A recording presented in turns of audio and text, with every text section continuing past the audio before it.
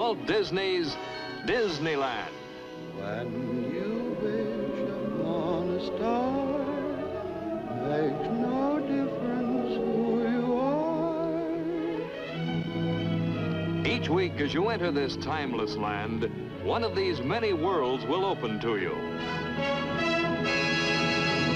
Frontierland.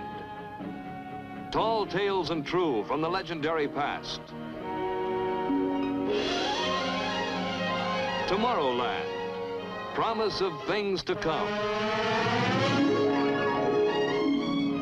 Adventureland. The wonder world of nature's own realm. Fantasyland. The happiest kingdom of them all. And this week from Fantasyland presenting a tribute to Joel Chandler Harris.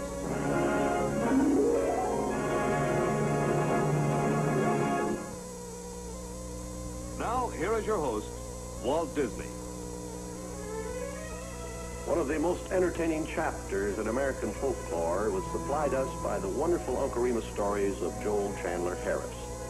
For 4 generations, these magical tales of Brer Rabbit and his talking animal friends have delighted the hearts of children of all ages and in all parts of the world. This battered little book, Uncle Remus, His Songs and Sayings, published in 1881, met with instant success and gave the people outside the South their first knowledge of these beloved animal legends told on the plantations by the old Negro storytellers who had been handing them down from generation to generation. Later in the program, we're going to visit Uncle Remus and listen to one of his stories. But first, let's make ourselves acquainted with the truly gentle and modest man who gave us the beloved Uncle Remus stories, Joel Chandler Harris. My beginning years were spent in Eatonton, a small town in middle Georgia, a quiet place and many memories.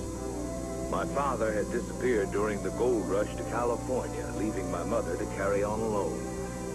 Luckily, our home was provided to us rent-free by warm-hearted and generous neighbors. Mother and I lived there on a combination of human kindness and the slender income she derived from her sewing. She was an exceptional woman and devoted her life to me. Everything I learned in those days was the result of her training and example. That you, Joel? Yes.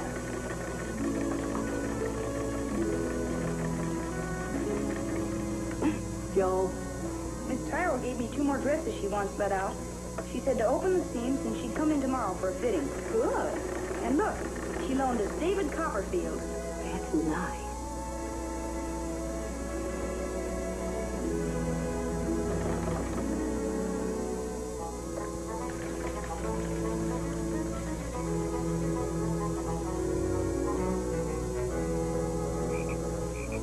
Oh, yes, I got paid for those dresses I delivered today. Here. Joel Harris, you take that frog out of the house this instant. Why, he might give you warts. Oh, Ma, that's just an old superstition. See? You've hurt Brer Bullfrog's feelings. Joel Harris? All right. Oh, I really did get paid today. 25, 50, 60, 70 cents. That doesn't seem like very much for letting out one dress and making a whole new petticoat. Oh, it all counts up, son. Just like raindrops filling a barrel. I sure wish I could get a job. Your job is to get an education. Then when it's time for you to go out in the world, you'll be prepared for a fine position. But you're always working all the time, and I don't do anything. I'm the man of the family. It just isn't right. You'll grow up soon enough, honey. Already you're doing all the outside chores. And you deliver and pick up dresses for me. Well, I couldn't get along without your help. Goodness, I must get our supper. And I haven't forgotten about that frog.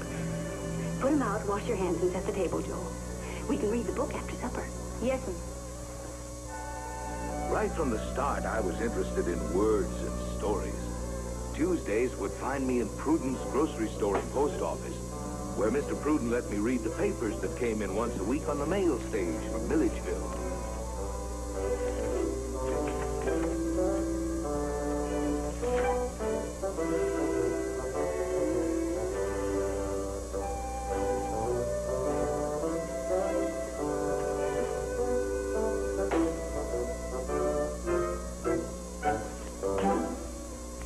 Read faster or eat slower, Joel.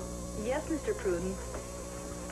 Said you read about Lincoln ordering the Union armies to advance on all fronts? Oh, they'll never get this far. We'll lick them just like we did at Manassas in the Battle of Bull Run. We will, huh? What are those, Mr. Pruden? Oh, this is the first edition of Mr. Turner's paper, Countryman. His man brought him in this morning from Turnwald. Yeah.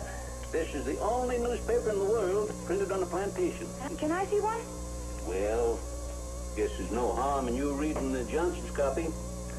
They're in Savannah anyway. Thank you.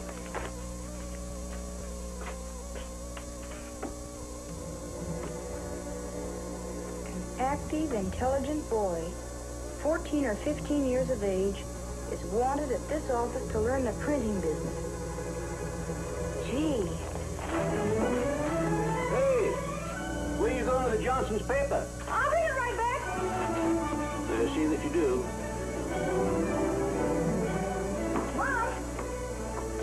Mom, look at this. First copy of Mr. Turner's newspaper. Well, listen. An active, intelligent boy, 14 or 15 years of age, is wanted at this office to learn the printing business.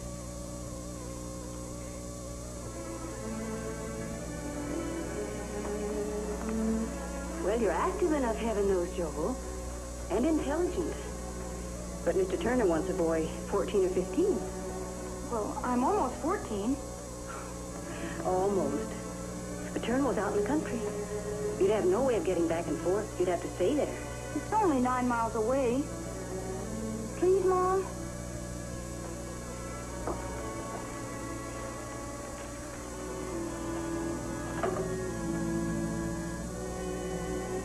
You really want to do this, Joel? Yes. It's a newspaper. And that's what I want to be. A newspaper man. There. Listen, Mom. Dear Mr. Turner, I am answering your advertisement in the Countryman for a boy to learn the printing trade. I always read all the newspapers that I can get a hold of, and I think the Countryman is the best of all. I would like to work in your office very much. I will be 14 soon and must start earning money so my mother will not have to work so hard. My teacher says I am quick to learn and I would do my best to please you. Respectfully, Joel C. Harris. I think it will do. But perhaps you could leave out the part about my having to work so hard, Joel. It's appealing to Mr. Turner's sympathy, and you want to obtain a position on your own merits. All right. Now a copy of me.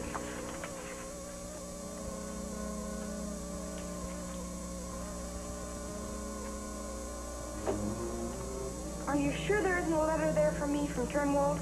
I wrote Mr. Turner almost a week ago. Well, maybe Mr. Turner answered his mail through his newspaper like the others do. Oh, say, here's the new issue of the Countryman. Maybe it's in there.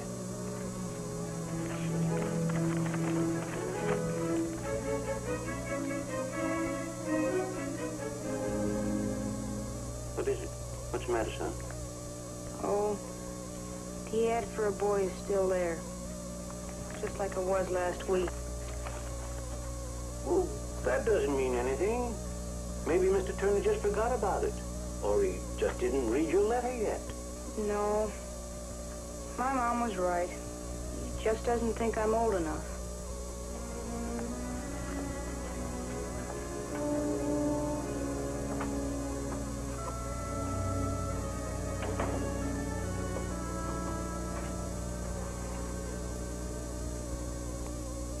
Joel, Mr. Turner's here to see you.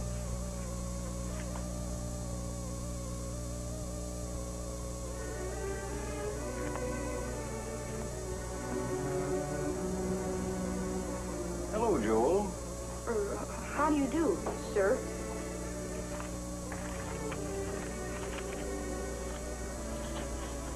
Joel, did you compose this all by yourself? Yes, sir. I wrote it out rough first, several times. Then I copied it. So you'd like to be a printer, eh? Yes, sir. Of course, you know an apprentice receives no wages. No wages? Your mother understands this. At first, I can give you only board and room. After you learn your trade, well, then I start paying you a small salary. That would be all right, sir. Then it's settled. Now, how long before you could be ready to come to Turnwald?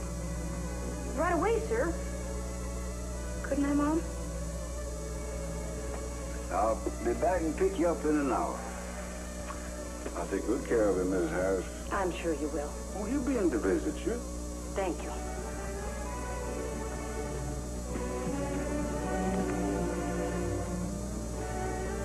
Thank you, Joe. In and out. Yes, sir. Thank you, sir.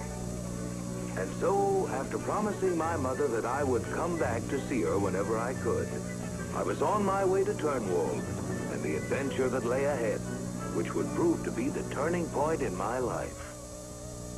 In memory, I can still see my first view of Turnwald. Surrounding the main house, thick forests of cedar and sycamore flanked the rich, rolling farmlands. The atmosphere of the plantation was one of industrious contentment and happiness. All who lived there were treated well. The printing plant for Mr. Turner's newspaper was situated not far from the main house, in a beautiful rustic setting. I remember my first day in the shop. I was so excited I had not slept the night before, and I was at work early before the arrival of Mr. Wilson, the printer. While waiting for him, I explored as a boy will. I found it difficult to keep my hands off the equipment in this strange and wonderful place that I was to come to know so well.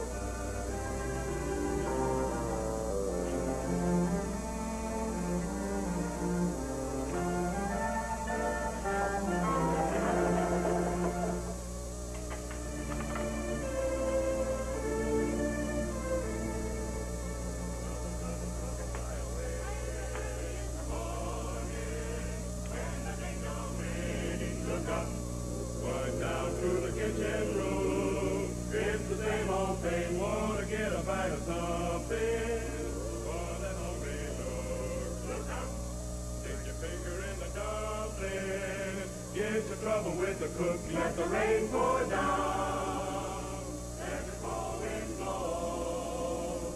Gonna stay right here in the hole. My trouble, trouble, trouble, fly away.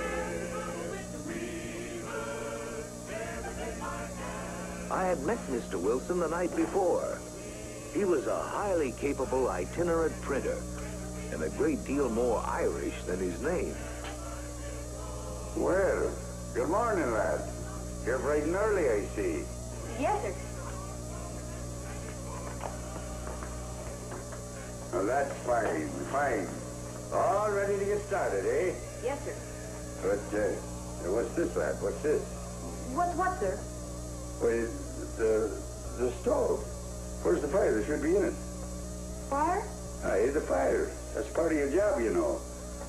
You must get a fire going on this infernal stove of mornings to keep the chill out. Well, come on. Get at it. Let's get at it.